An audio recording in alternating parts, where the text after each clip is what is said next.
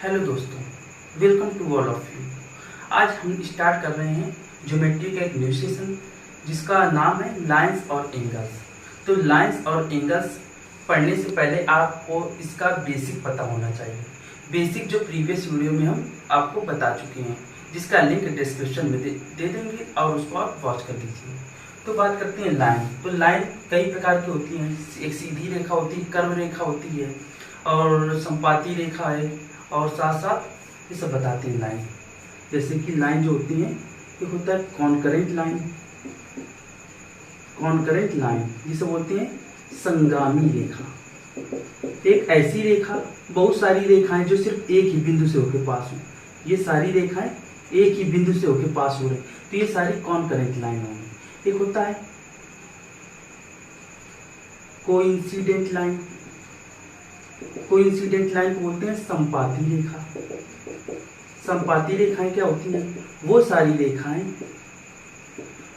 रेखाएं जो सभी बिंदुओं, लाइन के प्रत्येक बिंदु एक उसी दूसरी लाइन के प्रत्येक बिंदु एक ही लाइन पर हो, या हम कह सकते हैं एक के ऊपर एक लाइन, ये लाइन ओवरलैप कर रही है, इस तरह से एक के ऊपर एक लाइन या दूसरी इसके ऊपर एक लाइन बना दी जाए, मतलब सारी लाइन एक के ऊपर एक हो, इसे बोलते हैं कोइंसिडेंट लाइन यानी संपाती रेखा। अब एक आता है पैरेलल लाइन।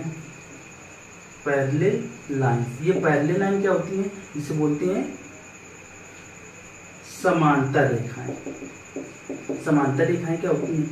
ऐसी रेखाएं जिनके बीच दूरी या इनके बीच अंतर, जो दूरियों में अंतर हो समान हो, यानी हर जगह पे इधर भी दूरी जितनी है इधर भी दूरी वही है, यानी इनके बीच दूरी कांस्टेंट हो, इनके बीच जो दूरी समान उसे बोलते हैं पैरेलल लाइन। ये अनंत तक बढ़ाए जाने पर ये कहीं भी नहीं काटती क्योंकि इनके बीच दूरी समान है। अब एक होता है ट्रांसवर्सल लाइन।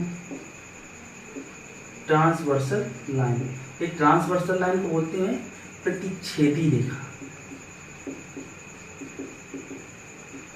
या इसी को तिर्यक रेखा भी बोल देते हैं। यानी वो रेखाएं जो आपस में कहीं कट कर दें, या ऐसी रेखाएं जो ये समांतर है जो समांतर ना हो। समांतर ना हो, ये कहीं काट भी सकती हैं या आगे बढ़ाए जाने पर कहीं काट देंगी। ऐसी रेखाओं को बोलते हैं ट्रांसवर्सल लाइन, प्रतिच्छेदी रेखा या तिर्यक रेखा।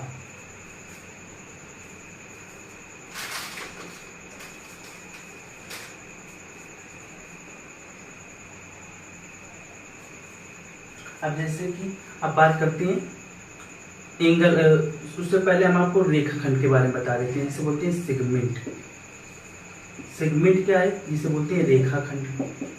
रेखाखंड क्या है? लाइन का ही एक भाग। देखिए लाइन जो होती है, लाइन में एरो लगा देते हैं क्योंकि लाइन का कोई टर्मिनेटिंग पॉइंट यानी उसका अंतिम छोर बिंदु नहीं होता है। लेकिन इसमें क्या होती है, इनके जो बिंदु होते हैं फिक्स होते हैं। जैसे मान लिया जाए कि ये इनके छोर है PQ, इनके यानी बिंदु या कह सकते हैं टर्मिनेटिंग पॉइंट या अंतिम बिंदु फिक्स कर देते हैं, तो उसे बोलते हैं लाइन, सेगमेंट या रेखाखंड। तो इसके भी जैसे मान लिया 10 सेंटीमीटर का एक रेखाखंड है, लेकिन लाइन एक अनंत लंबाई की होती है। अब बात करते हैं कि रे क्या होता है। रे जिसे बोलते हैं किरण। किरण क्या होता है? किरण का सिर्फ एक ही स्टार्टिंग पॉइंट होता है या एक ही इनिशियल पॉइंट होता है। एक प्रारंभिक बिंदु से चल करके ऐसे समाप्त, यानी एक बिंदु या प्रारंभिक बिंदु से चलती है, उसे बोलते हैं रे। अब बताते हैं आपको कोण के बारे में, एंगल के बारे में। एंगल क्या होती है? दो रेखाएं या दो रे जहां पे कट करती हैं, उसका एक कॉमन पॉइंट पर जहां पे कट करती हैं उनके बीच के झुकाव को बोलते हैं कोण, या दो किरणों के प्रतिच्छेदन बिंदु या कॉमन पॉइंट को कोण बोलते हैं, और इनके बीच झुकाव को कोण बोलते हैं। या कह सकते हैं when two rays meet at a common point, the inclination between them is called angle। या जहां पर दो किरणें मिलती हैं और मिलने पर उनके बीच बने झुकाव को ही कोण कहते हैं। तो ये बात है कोण के बारे में। अब हम आपको बताते हैं कि जब दो समांतर रेखाओं को प्रतिच्छेदी रेखा काटती है तो कौन कौन से एंगल पेयर बनते हैं और वो बराबर कौन कौन से होते हैं।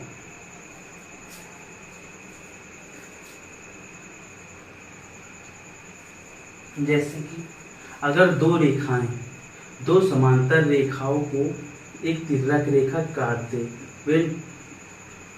when a transversal line is intersected by a parallel line, या when two parallel line are intersected by a transversal line, then pair of angles are formed। कौन कौन से पेयर बनेंगे? जैसे कि कह दिया जाए कि ये 1 है, ये 2, 3, 4, फिर 5, 6, 7 और 8। अब देखिए इसमें जो है, जैसे कि अगर जो दो रेखाएं को एक समांतर रेखा काट दे, तो ये वाले एंगल, ये अंदर वाले और ये बाहर वाला, सॉरी, जैसे कि अगर दो पैरेलल लाइन है, एक ट्रांसवर्सल लाइन कट कर दे, तो ये दो अंदर वाले, एक इधर और इसके अल्टरनेट पे दूसरा, ये वाला एंगल, या हम कह दें ये वाला एंगल या फिर ये वाला एंगल, ये आपस में बराबर होते हैं, इसे बोलते हैं अल्टरनेट इंटीरियर एंगल, यानी अंतः एकांतर कोण। जैसे कि इसमें 4 और 7, एंगल 4 बराबर एंगल 7 कह देंगे, और एंगल 3 बराबर एंगल 8 कह देंगे।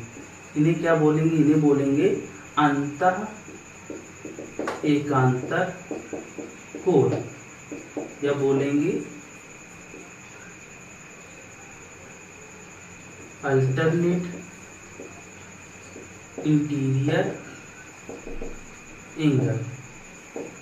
अब देखिए, जैसे कि अगर दो समांतर रेखाओं को एक तिर्यक रेखा काट रही है, तब इसमें से अभी अंदर वाले की बात की, ऐसे बाहर वाले बनेंगे, एक ये वाला और एक ये वाला और एक ये वाला, इसे बोलते हैं बाह्य एकांतर कोण, ये वाला और ये वाला।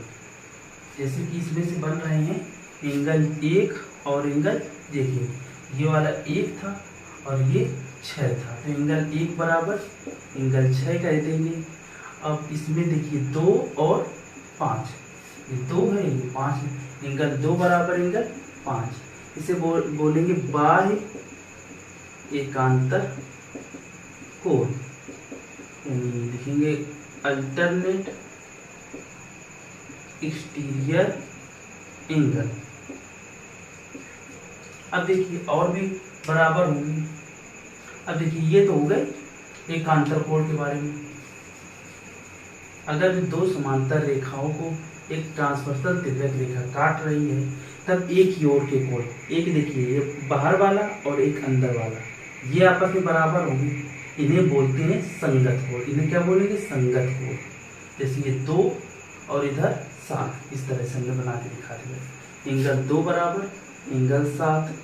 अब इसी प्रकार से ये 2 और 1, ये अंदर का बाहर का हो गया, एंगल 1, ये 2, ये 1 है और नीचे वाला 8 है, ये वाला, तो एंगल 1 बराबर एंगल 8। इसे बोलते हैं, इन्हें बोलते हैं संगत कोण।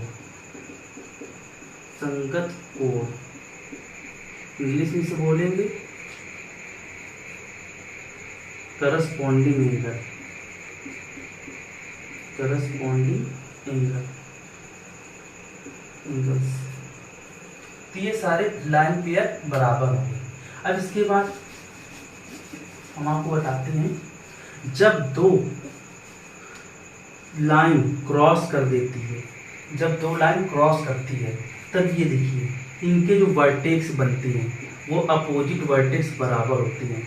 हम कहेंगे कि ये वाला एंगल और ये वाला एंगल बराबर होगा, साथ ही साथ एंगल ये वाला और ये वाला बराबर होगा। इन्हें बोलते हैं वर्टिकली अपोजिट एंगल, क्योंकि वर्टेक्स के अपोजिट ये बराबर हो रहा है। ऐसे ही हम कहेंगे एंगल 2 बराबर एंगल 4, एंगल 2 बराबर एंगल 4। उसी प्रकार से एंगल 1 बराबर एंगल 3। इन्हें क्या बोलेंगे? इन्हें बोलेंगे शीर्षाभिमुख कोण, क्योंकि शीर्ष के अभिमुख मतलब होता है सामने का, तो लिखेंगे शीर्षाभिमुख कोण, शीर्षाभिमुख कोण। इन्हीं को बोलते हैं वर्टिकली अपोजिट एंगल्स, या इसे शॉर्ट फॉर्म में VOA भी बोल सकते हैं। अब देखिए इसी प्रकार से यहाँ भी 7 और 5 बराबर है, एंगल 7 बराबर एंगल 5। उसी प्रकार से 8 बराबर एंगल 6। तो ये सब जो होंगे ये सारे शीर्षाभिमुख कोण यानी वर्टिकली अपोजिट एंगल होंगे।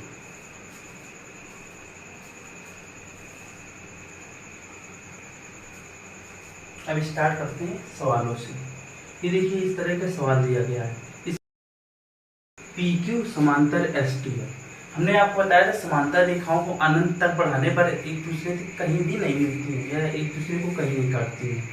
तो हम अगर समांतर रेखाएं जैसे हैं तो इनको आगे हम बढ़ा भी सकते हैं। देखिए अगर इसमें 110 दिया, ये 130 दिया, तो हम देखते हैं इनको समांतर रेखाओं को आगे बढ़ाएंगे, इसको बढ़ा लेते हैं। देखिए अगर इसको ऐसे बढ़ाएंगे तो क्या होगा कि ये 130 है।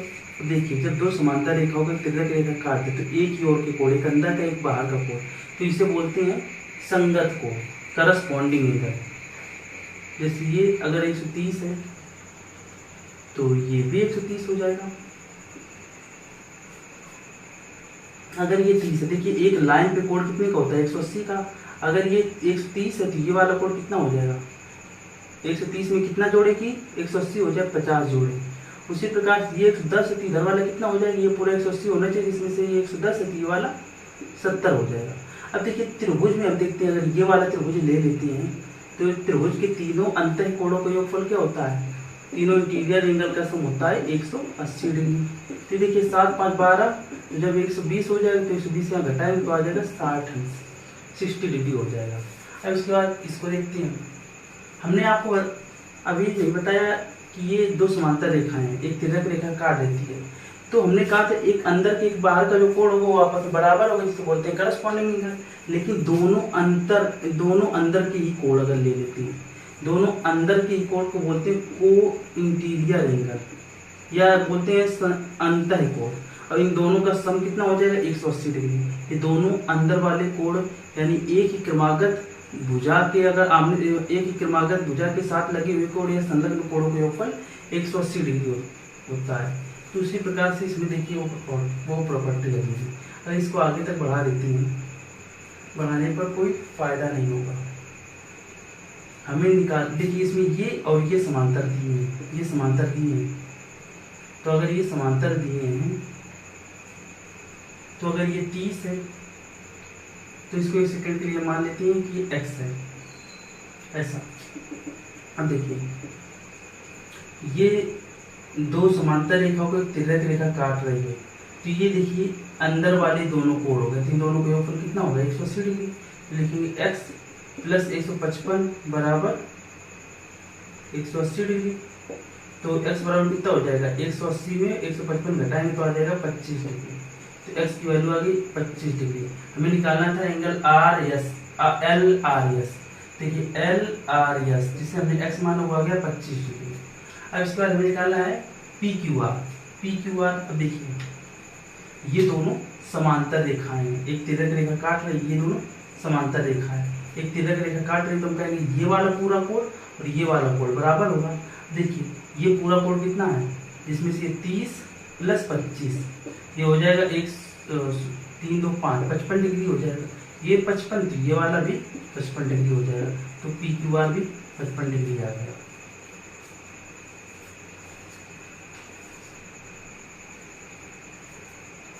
अब हम आपको बताते हैं ट्रायंगल के बारे में,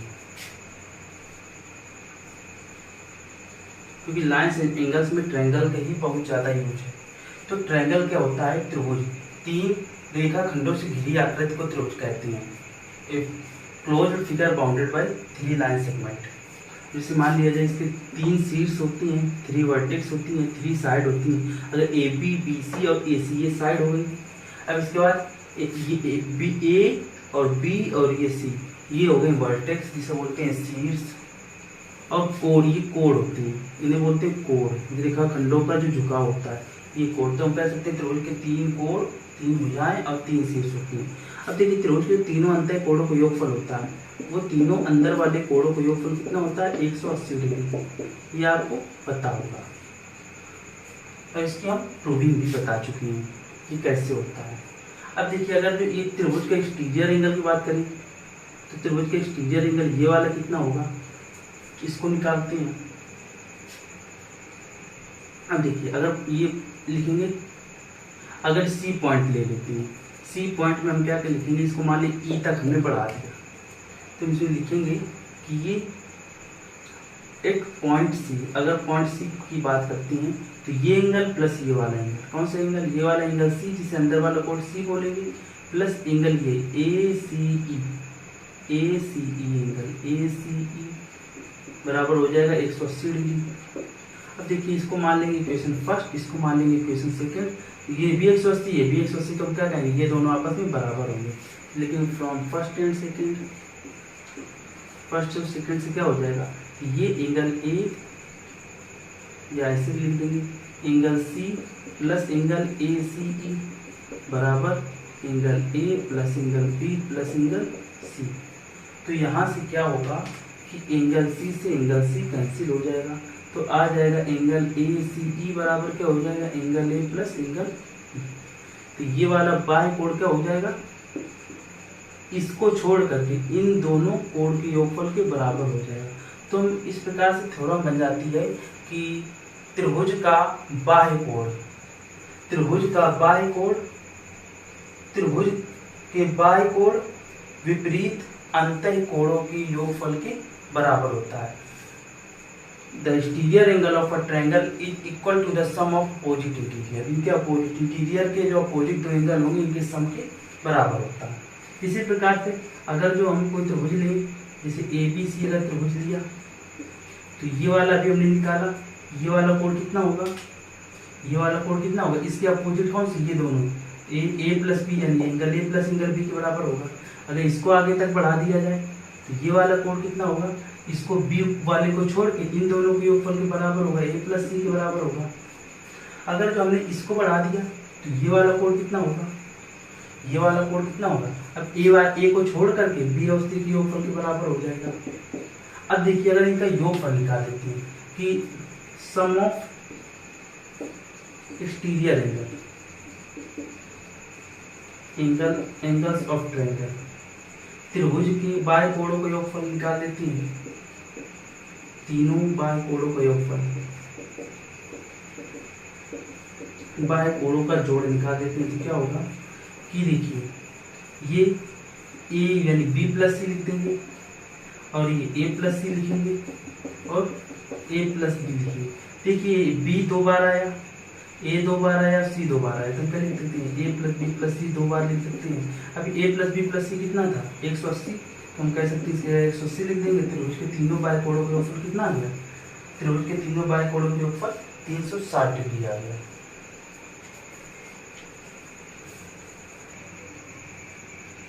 अब देखिए ये लाइंस एंड एंगल्स का एक क्वेश्चन है, जिसमें अभी हमने आपको एक्सटीरियर एंगल जो त्रिभुज की बाय कोण थ्योरम बताई है उससे रिलेटेड ये क्वेश्चन है। अब देखिए यहाँ पे आपको बताना है A plus B plus C plus D, मतलब तीनों ये जो कोण है इनके योगफल बताने हैं, इसमें भी तीनों का योगफल बताना है। देखिए ये ट्रायंगल से रिलेटेड क्वेश्चन है, यानी जो अभी हमने आपको बताई है एक्सटीरियर एंगल थ्योरम से रिलेटेड ये क्वेश्चन। अब इसमें आपको बताना है ए बी सी डी ई, इनका योगफल बताना है और इनका भी योगफल बताना है। तो इस केस में देखिए हम क्या करेंगे कि यहाँ पर देखिए ये एक्सटीरियर एंगल है, ये किसका एक्सटीरियर एंगल है, इस ट्रायंगल, ये देखिए इस ट्रायंगल का, ये जो ट्रायंगल है ये आपको ट्रायंगल दिख गया होगा, इस ट्रायंगल की ये वाला एक्सटीरियर एंगल है। तो हमने कहा कि ये जो एक्सटीरियर एंगल होगा वो क्या होगा, सम ऑफ अपोजिट इंटीरियर के बराबर। इनका अपोजिट इंटीरियर कौन सा होगा, इसको छोड़ के इन दोनों को बी और डी के ऊपर, यानी इसका मतलब ये बी प्लस डी है। अब देखिए दूसरे केस में ये देखिए ये किसका एक्सटीरियर है, इस ट्रायंगल का, ये एक्सटीरियर एंगल है। अब देखिए ये जो होगा इसको छोड़ के इन दोनों के योगफल के बराबर होगा, ये वाला जो एंगल होगा वो ई प्लस सी के बराबर होगा। अब देखिए एक ट्रायंगल पकड़ लेते हैं, कौन सा ट्रायंगल, ये वाला ट्रायंगल, ये वाला ट्रायंगल लेते हैं, तो इस ट्रायंगल में हम क्या कहेंगे, ये प्लस ये तीनों का योगफल 180 होगा। इसमें से ये एंगल ए है, अब इसकी वैल्यू क्या आ गई, बी प्लस डी आ गई।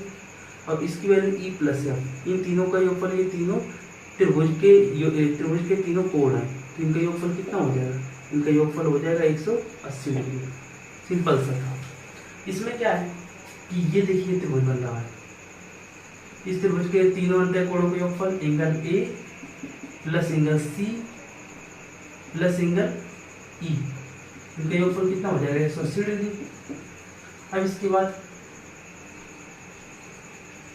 बाद हम क्या करेंगे, अब ये वाला ले लेते हैं, ये वाला त्रिभुज बी डी ई एफ, तो angle B plus angle D plus angle A, इनका योगफल 180 हो जाएगा।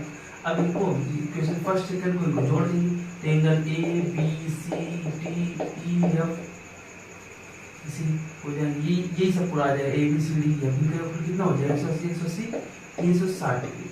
इस तरह से आपका आंसर आ जाएगा। अभी देखिए हमने इसके मेथड्स की बात की, अब इसका फार्मूला देख लेते हैं। ये जो कोने होते हैं इन्हें बोलते हैं नोड, ये नोड। इस त्रिभुज में कितने नोड है, इसमें 5 नोड है, और इसमें कितने नोड है, 6 नोड है। तो इसका फार्मूला होता है, इसका जो फार्मूला बन जाएगा वो बनेगा, इनके तीनों अंतः कोणों का योगफल हो जाएगा n-4 इंटू 180 डिग्री। ये आ जाएगा तीनों नोड का एंगल का सम। अब देखिए n5 है तो यहाँ 5 - 4 लिखेंगे, इंटू 180 करेंगे, तो n ये 5 - 4 इंटू 180 करेंगे, तो ये आपका आंसर 180 आ जाएगा। इसमें क्या करेंगे, n-5 यानी 5, ये 6 है, लेकिन n-4 यानी 6 - 4 इंटू 180 करेंगे, तब यहाँ पे आ जाएगा 2 × 180, इसकी वैल्यू 360 हो जाएगी। आई होप जो मैंने आपको बताया वो आपको समझ में आया होगा। सो आप इसका अच्छे से रिवीजन कीजिए। नेक्स्ट वीडियो में हम इसके और अच्छे कॉन्सेप्ट डिस्कस करेंगे। So that's all for today. Thank you.